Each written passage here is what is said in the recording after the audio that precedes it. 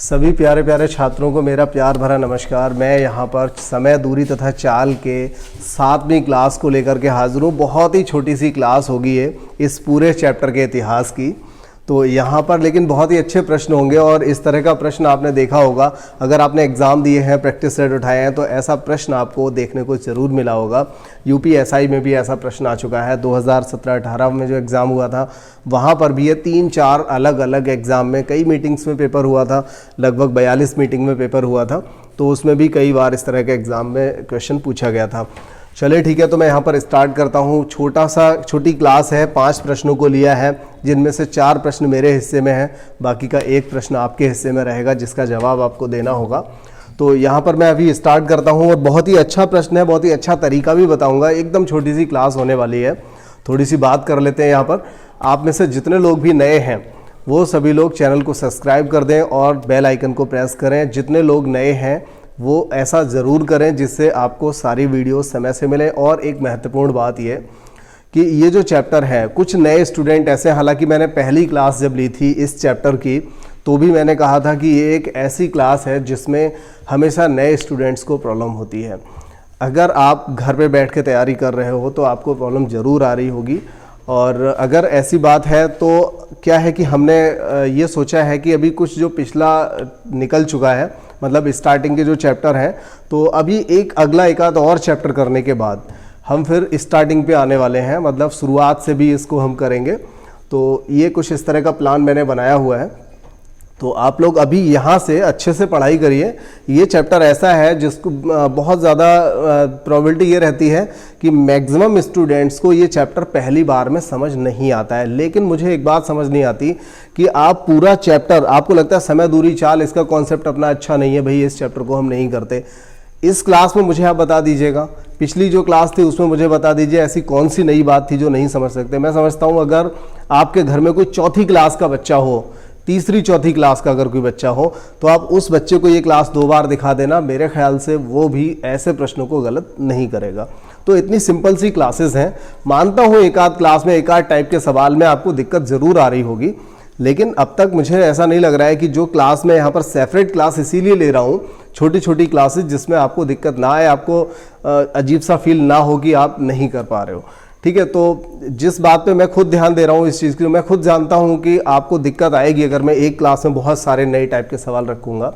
तो इसीलिए मैंने क्लासेस को छोटे छोटे खंडों में डिवाइड किया है। तो उस पर आप भी काम करिए, आप भी उसी तरीके से तैयारी करिए। मुझे नहीं लगता आपको कोई दिक्कत आनी चाहिए।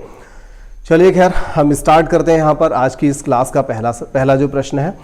तो देखिए यहाँ पर क्या दिया है कि एक व्यक्ति अपनी सामान्य गति की 3/4 चाल से, कोई व्यक्ति है उसकी कोई एक अपनी सामान्य चाल भी होगी जिस चाल से वह हमेशा चलता होगा, लेकिन यहाँ पर बोला गया है कि कोई व्यक्ति अपनी सामान्य गति की 3/4 चाल से, कौन सी चाल से? 3/4 चाल से चलकर अपने कार्यालय अपने सामान्य समय से, यानी पहले जितनी चाल से वो सामान्यता चलता था, डेली चलता था, उस चाल से जब वो चल रहा था तो उसको कोई एक निश्चित समय भी लगता होगा। जब उसकी रोजाना की एक निश्चित चाल थी तो निश्चित चाल से कवर करने के लिए कोई एक निश्चित समय ही लगता होगा। ऐसा नहीं है कि वह अपने घर से ऑफिस गया या किसी भी जगह गया और वहां आज वो 10 की स्पीड से गया तो 15 मिनट में पहुंच गया, कल वो 15 की स्पीड, कल भी वो 10 की स्पीड से जाएगा तो कल वो 1 घंटे में नहीं 3 घंटे में पहुंचेगा, या 15 मिनट में नहीं तो 20 मिनट में पहुंचेगा। ऐसा नहीं होगा। जब वो बराबर चाल से बराबर दूरी जाएगा तो बराबर समय भी लगेगा। तो यहां पर क्या कहा जा रहा है कि एक व्यक्ति अपनी सामान्य गति के जब 3/4 चाल, यानी जो चाल है उसकी, उसके 3/4 से ही चलता है, वही स्लो चलता है, आज 3/4 से चलता है, 3/4 1 से कम हुआ, तो अपनी सामान्य गति के 3/4 से जब वो चलता है तो क्या होता है कि 20 मिनट देरी से पहुंचता है। तो बताइए कि उसे सामान्य समय कितना लगता था, मतलब अपनी यात्रा को पूरी करने में उसे सामान्य समय कितना लगता था, ये हमें बताना है। यहाँ पर मिनट में आंसर्स दे रखे हैं तो ये आपको बताना है। चलिए खैर, एक बार सवाल दोबारा से पढ़ते हैं कि वह अपनी सामान्य गति के 3/4 से चलकर 20 मिनट देरी से पहुंचता है। सवाल में ये लिखा हुआ है। और देखिए आपको मैं बता दूं, देखिए जब भी आप नई चीज़ पढ़ रहे होते हैं तो आप सोचते हो कि मुझे कोई फार्मूला मिले। आपको अगर नया फार्मूला बना दिया जाए तो वो भी तो रटना ही पड़ेगा। तो यहाँ पर आप ऐसे सवाल को कैसे करेंगे, सबसे आसान तरीका मैं आपको बताऊंगा। आप क्या करेंगे, ऊपर वाली जो संख्या है ना, उससे इसका गुणा कर दीजिए, 20 तिया 60, यही आपका आंसर हो गया। अब सोचोगे कि सर ये तो बड़ी अजीब सी बात हो गई, यहाँ पे जो बटे में 4 दे रखा था इसका तो कोई प्रयोग ही नहीं किया। भाई हमने उसका प्रयोग कर लिया है। देखो कैसे करा, हमने यहाँ पर इन दोनों का मल्टीप्लाई कर दिया 60, ठीक है, और इन दोनों का जो अंतर था उससे इसको भाग लगा दिया। अब 3 और 4 का अंतर क्या रहा, 1, तो 1 से भाग लगाएंगे क्या फायदा होगा, कुछ भी नहीं। तो हमने यहाँ पर 60 को आंसर में छोड़ दिया। बात समझ में आ गई, कोई दिक्कत तो नहीं। ऐसे ही अगला सवाल भी करके देख लेते हैं। क्या हर सवाल ऐसे ही हो जाएगा, तो देखो हर सवाल ऐसे ही हो जाएगा, लेकिन सवाल भी तो ऐसा ही होना चाहिए। ऐसा थोड़ी कोई भी सवाल उठा लेंगे ऐसे ही हो जाएगा। अब देखिए दूसरा सवाल क्या है, एक आदमी अपनी सामान्य गति के 3/4 से चलता है और वह 1.5 घंटा 1.5 1.5 घंटे को चाहे तो आप 3/2 लिख दो, या 1.5 तो समझ में आ रहा है ना, ये 1.5 घंटा लिखा हुआ है, तो 1.5 घंटा देरी से पहुंचता है। बताइए उसे सामान्यतः कितना समय लगता है। तो 3 का 1.5 से गुणा किया 4.5, इन दोनों का अंतर 1 से भाग कर दिया, कोई फायदा नहीं, 4.5 इसका आंसर आ जाएगा। कितना आंसर आएगा, 4.5। तो ऐसा सवाल जब भी आएगा आप इस तरह से कर लोगे। अब देखिए यहां हम बात कर लेते हैं अपने तीसरे सवाल की। एक बात ध्यान रखना, मैंने क्या बोला कि जब सवाल इसी तरह का होगा, अगर सवाल में कुछ बदल दिया तो फिर नहीं हो पाएगा, फिर हमें सोचना पड़ेगा, उस तरह से बनाना पड़ेगा। तो यहां पर भी देखिए क्या दिया है, 1/3 और 1 घंटा। जनरली हम क्या करेंगे, 1/3 1 घंटा, इन दोनों का गुणा करेंगे 1 आ जाएगा, इन दोनों का अंतर लेंगे 2 आ जाएगा, तो आधा घंटा आंसर हो गया। लेकिन आधा घंटा तो आंसर ही नहीं दिख रहा, ये तो बाई चांस नहीं दिख रहा, अगर दिख रहा होता तो लगा दिया होता अब तक। तो चलिए खैर, आंसर नहीं दिया है, हो सकता है सवाल में कुछ और हो, और वास्तव में यहाँ पर कुछ और ही है। इसीलिए मैं बार बार कह रहा हूँ कि सवाल एक जैसा होना चाहिए। जरा देखते हैं, कंपेयर करते हैं दोनों सवालों को।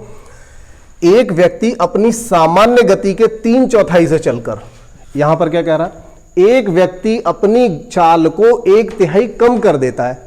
जमीन आसमान का अंतर है दोनों सवालों में। एक तरफ वह अपनी चाल के 3/4 से चलता है और एक तरफ 1/3 कम कर देता है। तो अगर वो चाल को 1/3 कम करेगा, उसकी चाल मान लो 1 थी, अगर 1/3 कम कर दिया तो चाल कितनी रह गई, 2/3। कितनी चाल रह गई, 2/3। तो आप ये कह सकते हो कोई व्यक्ति, एक व्यक्ति अपनी चाल के 2/3 से चलता है, 1/3 तो कम कर दी उसने, भाई 3 चाल थी, 3 में से 1 कम कर दी, तो 3 में से 2 तो अभी भी बच गई। तो यहां पर क्या रहेगा कि 2/3 चाल से चलकर वह 1 घंटा लेट हो जाता है। अब करिए आप, इन दोनों का गुणा 2, इन दोनों का अंतर 1, ये हुआ आंसर। बताओ कैसा लग रहा है, सवाल की लैंग्वेज तो समझोगे ना, ऐसे थोड़ी कर लोगे। चलिए चौथा सवाल देख लेते हैं। चौथा सवाल है, एक रेलगाड़ी अपनी स्वयं की चाल, ये सवाल अलग है।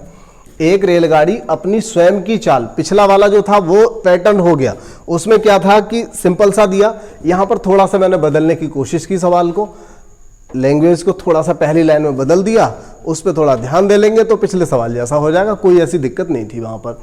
चौथा सवाल है, एक रेलगाड़ी अपनी स्वयं की चाल की 7/11 से चलकर, देखो 7/11 से चलकर किसी स्थान पर 22 घंटे में पहुंचती है। कितने घंटे में, 22 घंटे में। तो अगर अपनी पूरी चाल से चले तो कितना समय लगेगा। देखिए मैं समझा दूं यहां पर क्या होता है। कोई व्यक्ति अपनी 7/11 चाल से चलता है तो 22 घंटे में पहुंचता है, 22 घंटे लग जाते हैं उसको। कितने घंटे, 22 घंटे। अगर वह अपनी सामान्य चाल से चले तो कितना समय बचा पाएगा। तो देखिए अगर सामान्य चाल यानी कि अपनी पूरी चाल से, तो बताइए ये 11 ऊपर जाएगा, ये 7 नीचे आएगा, क्या होगा। जनरली तो ऐसा ही होता है, जब हम कैलकुलेशन कर रहे होते हैं तो ये वाली संख्या इधर जाती है, ये वाली इधर जाती है। लेकिन यहां पर हमें समझना पड़ेगा, ये हमने बीच में बराबर लगा लिया है, थ्योरी है, लिखा हुआ तो ये है कि 7/11 चाल से चलने पर किसी व्यक्ति को 22 घंटे लगते हैं।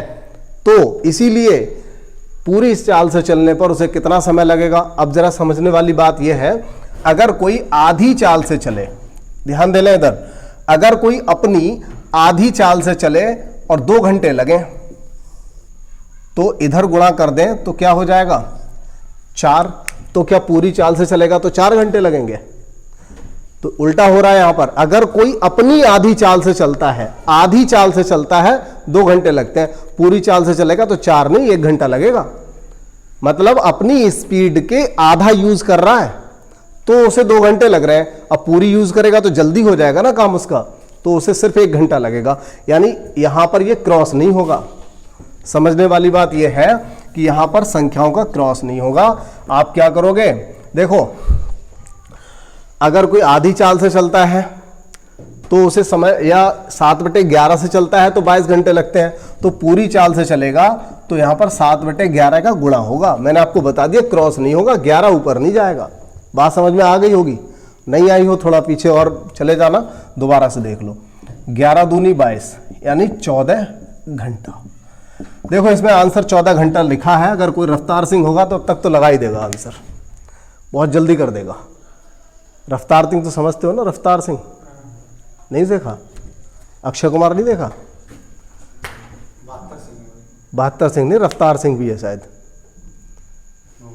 रफ्तार सिंह है किसी मूवी में वो, 786 नहीं, वो सुनने से पहले ही भाग देता है बहुत जल्दी। नहीं ये तो सही लिखा था 14 घंटे, ये गलत जगह टू हो गया था।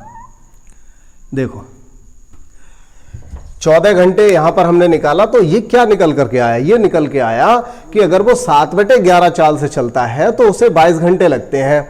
अगर वो पूरी सामान्य चाल से चले तो उसे 14 घंटे लगेंगे। लेकिन पूछा क्या है, अगर वह सामान्य चाल से चले तो कितना समय बचाएगी, गाड़ी की बात हो रही है, कितना समय बचाएगी।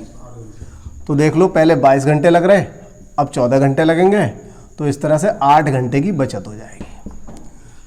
अब आया आंसर। ठीक है, थोड़ा थोड़ा अंतर है सवालों में और उसकी वजह से आंसर जो है गलत होने की संभावना रहती है। देखिए हमने पिछली जो क्लास थी, छोटी सी क्लास थी हालांकि पिछली, और उस क्लास में हमने क्या किया था, इस तरह का कोई भी प्रश्न आपको कमेंट में डालने के लिए नहीं दिया था। तो यहाँ मैं पिछली वाली क्लास के जैसा एक सवाल यहाँ पर दे रहा हूँ। अगर आपने पिछली क्लास ठीक से पढ़ रखी है तो आपको पता होगा कि ये प्रश्न कैसे होगा। तो इसका जवाब मुझे आप क्या करेंगे, कमेंट बॉक्स में डालेंगे, मैं चेक करता हूँ कितने लोग इसका आंसर सही दे पाते हैं। मैंने यहाँ पर ऑप्शन भी नहीं दिया, इसीलिए ऑप्शन ना दिया क्योंकि उनमें से कोई ना कोई तुक्का मार सकते हो चारों ऑप्शन में से, तो यहाँ से आपको अपना सही आंसर लिखना पड़ेगा। चलिए ठीक है, अगली क्लास में बहुत ही अच्छे सवालों के साथ फिर से मुलाकात होती है। जय हिंद।